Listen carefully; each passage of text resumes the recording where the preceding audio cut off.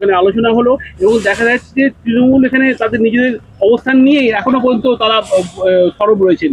এর আগামী দিনে তাদের কি জায়গা থাকবে? এগুলো একটা তোলাবাজির দল ছিল, তো বলার তো কোনো রাজনৈতিক দল ছিল না, তোলাবাজির একটা ক্লাবের মতো ছিল।